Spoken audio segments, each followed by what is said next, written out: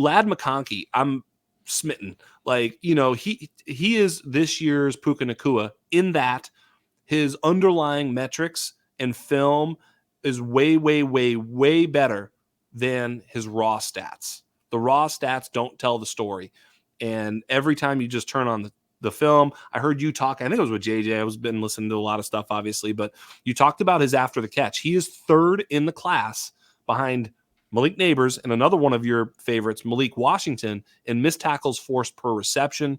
Ladd McConkey is not insert white slot receiver guy. And it's just, it maddens me when people can't get off those. But I mean, he is a real, like he's in that, Jordan Addison type mold where he can, if he's deployed as a slot flanker that can move around and get a move. Cause as you point out, he's not that good against press, but look, there's plenty of opportunity for him to be a speed, Z almost. Like, I mean, he's so good.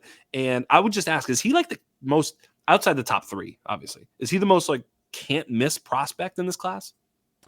Yeah, because other than injuries and stuff like that, I have a tough time seeing like him not be a good player in the NFL. Right. And then it's just kind of like, what is his ceiling? Because I compare him to Tyler Lockett. A downfield guy that you play as a slot flanker, a vertical slot or like a reliable flanker. That's who Ladd McConkey is.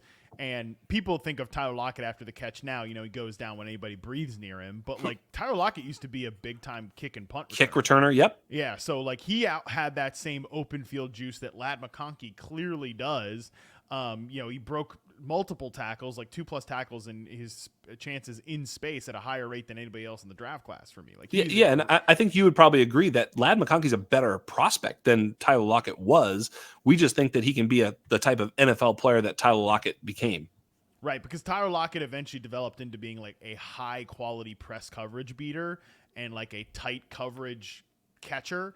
Yes. That's where Ladd McConkey, those two areas are the worst areas in his profile, but what if he gets better in those areas? Right. And he already has a base of skills to work with. So I'm a big fan of his game as well. I gave him kind of like a late first, early second round grade. I think he's just one of my favorite players in this class. I desperately want him to go to like a high quality passing game where he can get like a lot of volume as that secondary threat, because he'd be perfect as the running man across from a big X receiver like DK Metcalf to Tyler Lockett.